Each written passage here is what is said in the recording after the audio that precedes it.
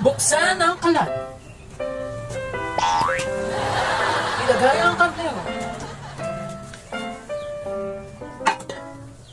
Kunin ang mantika. Maglagay ng isang kutsara.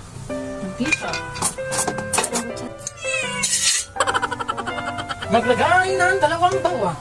Yun. Maglagay ng 1 basong tubig.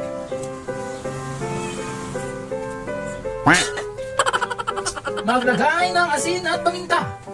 Asin at paminta. So,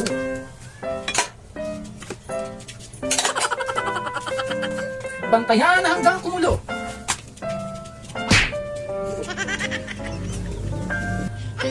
O, Daddy, luto na ba yung ulam? Luto ba?